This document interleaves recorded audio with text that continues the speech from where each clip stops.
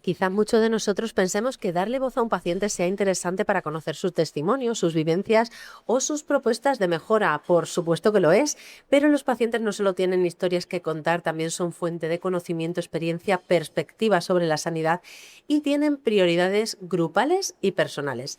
Ellos viven la enfermedad, recorren el sistema, detectan las barreras, las carencias y fortalezas y se forman para manejar mejor su salud en el día a día, ganando seguridad, autonomía y control sobre su enfermedad, para participar activamente en las decisiones sobre su tratamiento, dialogando de forma más informada con los profesionales sanitarios y para aportar aquel conocimiento y prioridades que a veces no aparecen en los indicadores clínicos ni en los despachos de gestión.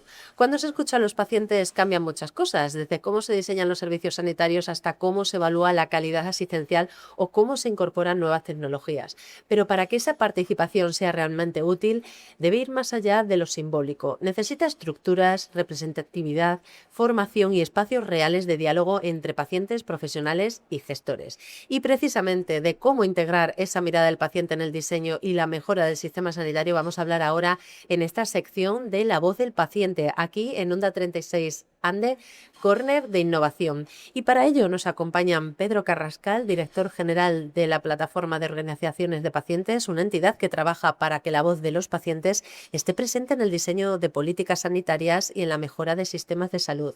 Y está también con nosotros Marta Roig, paciente de leucemia que ha vivido dos procesos oncológicos, uno en la infancia y otro recientemente con recaída y trasplante, y que hoy comparte su experiencia a través de redes sociales con una comunidad de más de 400.000 seguidores.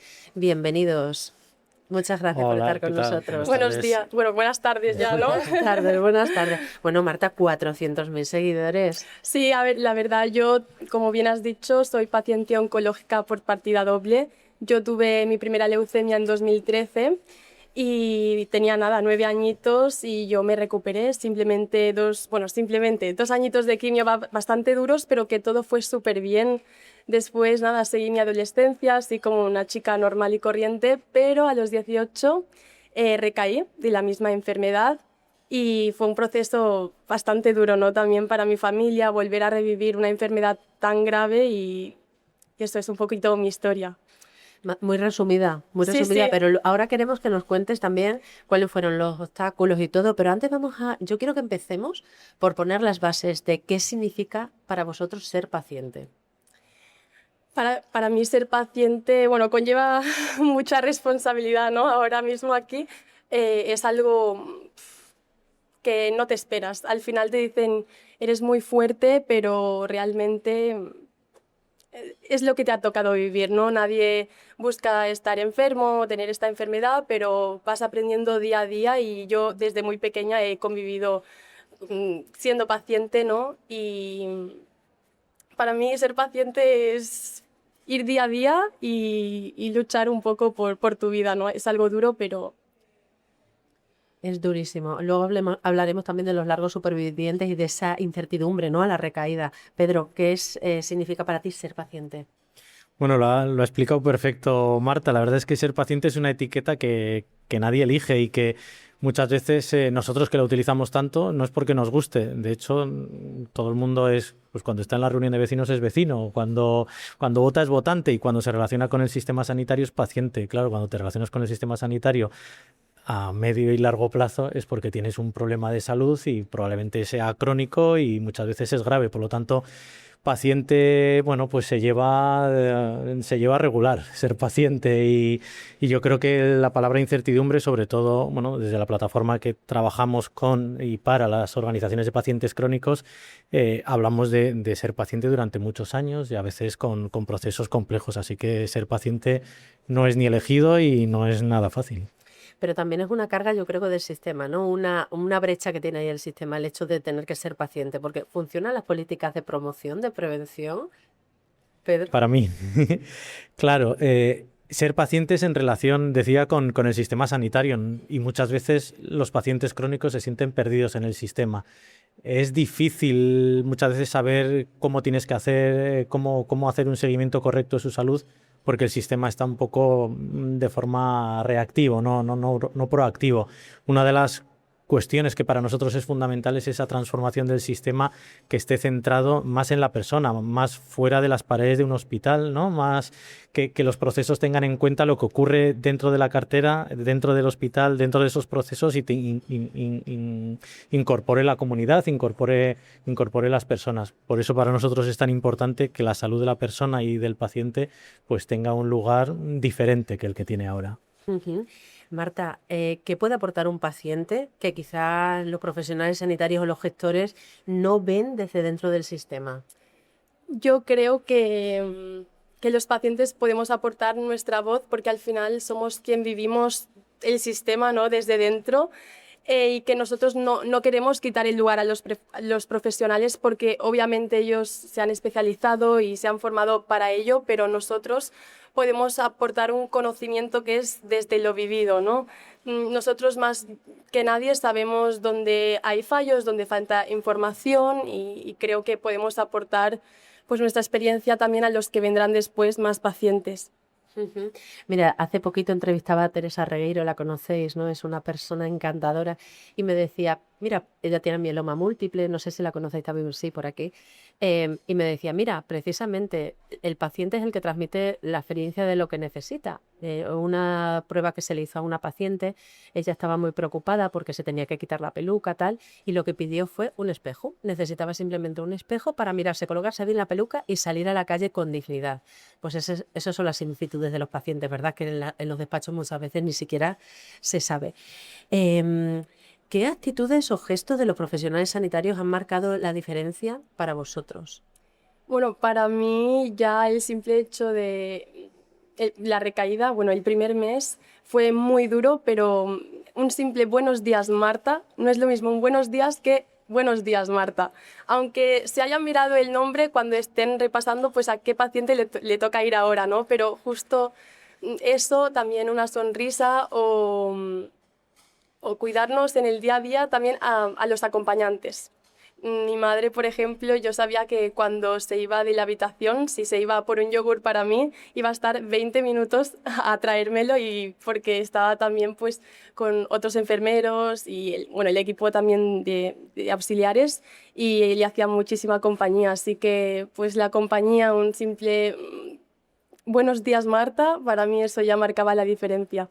Muchas veces las enfermeras también son las que detectan antes las necesidades reales de los pacientes. ¿Creéis que la enfermería también puede ser una aliada clave para que la voz de los pacientes sea escuchada, Pedro? Bueno, totalmente. La enfermería está muy cerca del paciente y es también, como tú dices, una transmisora de esas necesidades. Muchas veces en la relación con el sistema te pierdes todo, muchas veces el contexto fuera de lo que son las preguntas clásicas en la entrevista o en la visita con el médico. Hay muchas cuestiones que igual no tienen que ver con tu tratamiento, con el seguimiento de la enfermedad, pero que luego sí que importan e impactan en el seguimiento de cómo vas a manejar tu enfermedad, en la adherencia, en el impacto que está teniendo en tu vida y que esto puede ser seguido también por el sistema desde otro perfil, que hay las enfermeras creo que hacen un trabajo extraordinario. Marta, ¿tu enfermera favorita quién es?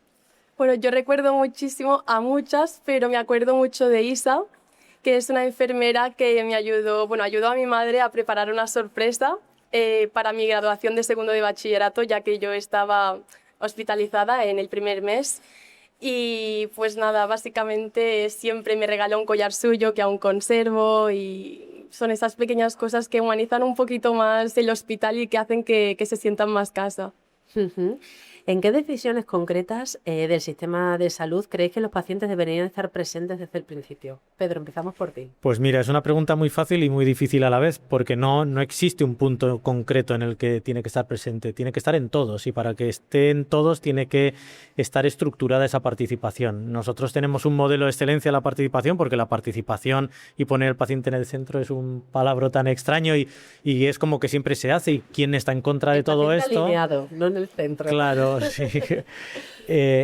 Y lo que nosotros vemos es que es necesario estructurar esta participación, que tiene que estar regulada, que tiene que haber mecanismos de participación, que tiene que estar evaluada, que tiene que haber recursos, ¿no? Entonces, no es un punto en concreto, sino que tenemos que hacer todo el trabajo para que en aquellos puntos donde es importante esa participación se dé. Por ejemplo, trabajamos con redes, con la Agencia de Evaluación de Tecnología Sanitaria, un algoritmo de participación en el que se hizo un árbol como de decisión en el que el paciente no tenía que estar en todos los sitios todo el rato. Se decía, bueno, si hay evidencia científica, en este caso no es necesario, en caso de que no lo haya de esta forma, bueno, creo que hay que trabajarla y en cada uno de los procesos y en cada uno de los ámbitos de los diferentes profesionales, creo que esto hay que hacerlo y hay que internalizarlo. No, creo que no es un punto en el que sea más importante que otro. Precisamente desde la plataforma de organizaciones de pacientes lleváis años defendiendo la participación del paciente en las decisiones sanitarias. Cada vez que leo algo así similar a lo que decíamos, ¿no?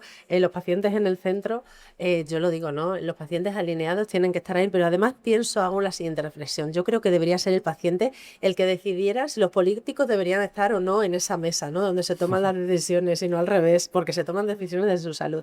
Ahora, el Consejo de Ministros aprobaba en febrero, me parece que fue 9-10 de febrero por ahí, el anteproyecto de ley. ¿Ha habido algún avance desde entonces?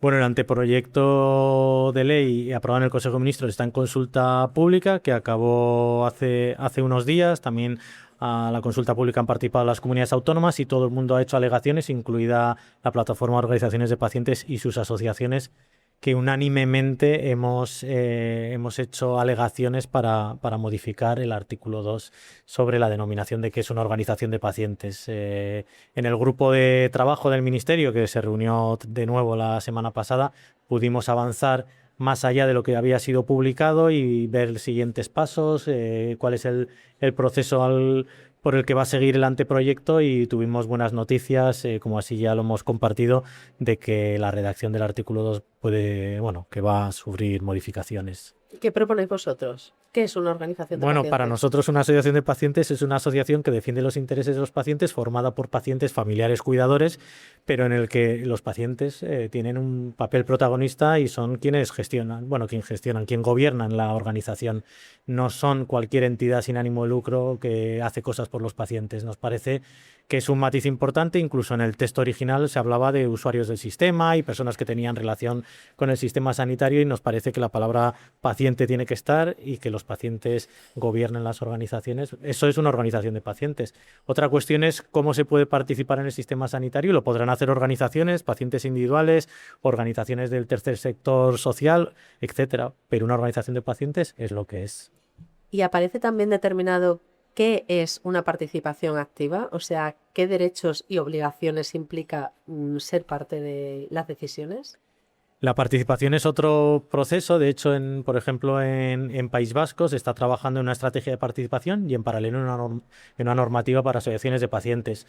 Yo creo que van en paralelo. Por un lado, era una reivindicación histórica por las organizaciones de pacientes que se definiera y después que se legitimara como un agente más del sistema sanitario, al que se le diera su espacio, se fomentara y se le diera participación y se le diera opinión y voto.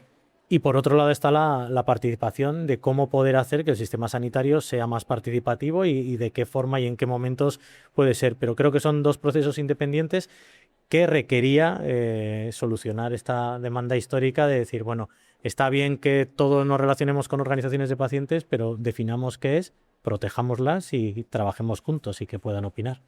Ojalá y lo veamos pronto. Ojalá. Pedro, Marta, desde tu experiencia personal, si pudieras cambiar una cosa del sistema sanitario para mejorar la experiencia del paciente, ¿cuál sería?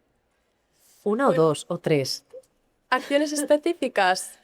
Tú cuéntame lo que quieras. No, creo que es bastante complicado, pero no sé muy bien cómo responder, pero yo diría que, bueno, un primer paso es incluirnos como voz, como estáis haciendo aquí ahora mismo, que es invitarnos para, pues al final, pues que podamos influir junto con los profesionales a mejorar. No te sabría decir, ¿no?, exactamente una acción, pero incluirnos. Pedro, ¿podrías compartir algún ejemplo concreto de algo que el sistema sanitario puede mejorar escuchando a los pacientes? Bueno, hay diferentes experiencias dentro de lo que son los procesos asistenciales, los patient journeys con los pacientes en oncología, en cáncer de mama, por ejemplo, en algunos hospitales donde la participación hay, no sé si, bueno, ICHOM es son unos estándares también en el que se incorpora, ¿no?, la visión del paciente en esa medicina también basada en el valor, y ahí hay unas experiencias muy interesantes en cómo construir el proceso asistencial integrando la voz de los pacientes, y la verdad es que cambia mucho la perspectiva cuando se integra en todo el proceso, desde el diseño hasta el final, el antes y el después, cuando te vas a tu casa también, cómo todo eso forma parte de un proceso diseñado junto con las pacientes en este caso, y que y he vivido en primera persona personas que han disfrutado de ese proceso ya hecho, y es un cambio, dicen, bueno, me llamó mucho la atención, porque incluso cuando no sé, ni siquiera se me había ocurrido la necesidad, ya se me proponía una solución. Y la verdad es que me he sentido que todo el proceso ha sido tan fácil y tan arropado que, bueno, creo que son experiencias que te marcan en tu vida, y que se hagan de una forma en la que tú te sientas así de acompañado son fundamentales. Es fundamental. Marta, a ti se te escucha como paciente. Totalmente. Yo también ha pasado que, claro, yo he tenido las leucemias y con un trasplante he vivido prácticamente aislada y no he podido participar mucho fuera de mi habitación, ¿no? Han sido años largos de tratamiento, como he dicho, aislamiento, también social, obviamente, pero a través de las redes sociales creo que ha sido como mi rincón para compartir un poco todo, mi experiencia y mi proceso hasta ahora. Sin embargo, no siempre en redes sociales encontramos información rigurosa. Totalmente, es algo que se tiene que ir con mucho cuidado también, y yo sé que tengo una gran responsabilidad al informar sobre un tema tan delicado, pero también creo que es fundamental porque hay mucho desconocimiento. Yo, a raíz del vídeo que os he dicho de la enfermera de la graduación, fue a partir de ese vídeo que empecé a compartir todo mi proceso. Nunca fue algo planeado, fue a partir de ese vídeo que yo vi que había la necesidad de compartir todo y explicar qué es el cáncer desde dentro, y a partir de allí, pues hasta ahora. Y obviamente ahora yo sigo siendo paciente, no en seguimiento, pero he ido, bueno, mi contenido ha ido evolucionando conmigo, diría. Ujú. Ahora vamos a hablar también de la incertidumbre. Ya ha llegado el momento. Eres una larga superviviente. Sí. ¿Qué desafíos encuentras en el sistema sanitario, además de esa incertidumbre, ¿no?, y de ese poco apoyo en salud mental, que también se quejan muchos pacientes de que no lo hay? Sí, yo creo que también falta mucha información. Yo ya partía de esa experiencia de cuando era pequeña, pero me ha hecho falta como un grupo de apoyo, diría, que me explicara todo desde el principio. También yo, al ser paciente oncológica infantil, ¿no?, a los 18 ya me tocaba hematología.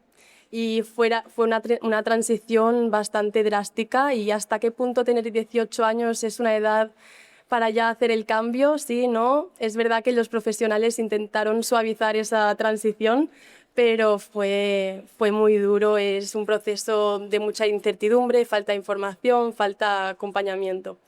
No eres la primera persona que me cuenta precisamente esto, ¿no?, el problema de la transición, ¿no?, a los 18. ¿Cómo se podría resolver esto, Pedro? Bueno, la verdad es que hay muchas transiciones que son complicadas en el mundo hospitalario, también en el mundo de la educación. Nosotros durante el año pasado publicamos un estudio sobre el impacto de la cronicidad en niños, en jóvenes y en adolescentes, y pusimos a trabajar a diferentes ministerios, porque muchas veces es complicado, ¿no? Nos pasa, y en numerosos estudios hemos publicado también este proceso, ¿no?, de ruptura entre la atención pediátrica y la especializada después, pero ocurre también en otras muchas. Creo que trabajar transversalmente en esto, creo que las organizaciones de pacientes quería reivindicar ese papel de correa de transmisión, no solo en este caso concreto, sino también el de la información, que muchas veces es difícil que el sistema sanitario tenga la capacidad de llegar también a los pacientes. Y las asociaciones de pacientes, muchas veces en conexión con los profesionales y con el sistema sanitario, trasladan, traducen, adaptan materiales e información a los pacientes. La información, además de existir y ser transmitida de forma verbal, tiene que estar disponible por escrito, en un lenguaje sencillo, actualizada, y eso es complejo y creo que hay que trabajar mucho en todo esto. Hablando de información rigurosa, ¿crees que estas personas, hablábamos antes del problema que hay, de los peligros que hay en las redes sociales de personas que se atreven a opinar sobre temas de salud? Ya me voy a la alimentación, que yo creo que es el que más se utiliza. ¿Haría falta una especie de formación o una acreditación de cuentas en Instagram para que, por ejemplo, los pacientes recurran a la cuenta de Marta o de otros pacientes que de verdad lo están haciendo bien? Creo que hace falta un conocimiento, también probablemente muchas veces como sociedad nos falta esa cultura de cómo manejar toda esta información y cuando estábamos con el doctor Google ahora estamos con la IA y cada vez es más complicado, pero más que regular, que a veces es difícil, creo que nos falta esa cultura de cómo interpretar el resultado de una búsqueda en Internet o cómo interpretar el equilibrio entre fuentes. Yo no diría que la opinión personal de una persona no tiene que ser tenida en cuenta porque es la suya personal, sino cómo equilibro este contenido tan interesante que nos cuenta Marta con el de mi médico y cómo le doy el peso relativo que tiene cada uno de ellos y cómo diferencio un bulo de una realidad. Creo que como sociedad, como sistema sanitario y también las asociaciones de pacientes trabajamos en ello, debemos dar como consejos a la hora de cómo construyo. Nosotros desde las asociaciones lo hacemos. Cuando vemos una noticia, primero miras la fuente, después miras a quién le interesa que eso salga, de cómo está tratada la información. Son quizás 5, 6, 7 tics, ¿no?, básicos que yo creo que es necesario que utilicemos. Porque regularlo es difícil porque todo cambia tan rápido, ¿no?, que a veces ya casi se queda desactualizado. Marta, ¿tú qué opinas? ¿Qué se podría hacer? Es bastante complicado. Como ya he dicho, para mí conllevaba y sigue conllevando una responsabilidad muy grande. Yo, de hecho, sigo a varios creadores de contenido también de salud y también he visto algunos que no sigo y que están pasando por una situación como la mía y entiendo que no, desde el principio no tienes un conocimiento, ¿no? Y vas aprendiendo con los años, pero yo he llegado a oír barbaridades y información que realmente, como paciente que no es creador de contenido, si yo voy a buscar un vídeo específico sobre información que necesito en ese momento y tú te encuentras vídeos que tienen información equivocada, pues te puede hacer más mal que bien. Es difícil de controlar. Eso, como ha dicho, es como las fake news, ¿no? Al final tú tampoco lo puedes controlar y es complicado, pero yo siempre he intentado informarme antes, desde mi experiencia, que ya llevo varios años siendo paciente, pero es complicado. Es muy difícil, sí. Bueno, al final, yo os digo, como periodista, yo creo que esa será nuestra responsabilidad dentro de unos años. ChatGPT hará las noticias por nosotros y nosotros nos dedicaremos a desmentir bulos, porque la verdad es que esto es cada vez más difuso. No se sabe dónde está la realidad de la ficción con esto de la inteligencia Y a artificial. documentarlo, a explicarlo bien, a traducirlo a un lenguaje que la ciudadanía pueda entender. Y a dar humanidad a las noticias. Eso, totalmente. Bueno, pues Pedro, Marta, ha sido de verdad un auténtico placer teneros a vosotros aquí en nuestro córner de innovación y que nos hayáis transmitido todas estas reflexiones tan interesantes sobre la voz del paciente. Muchísimas gracias. Gracias A ti, gracias.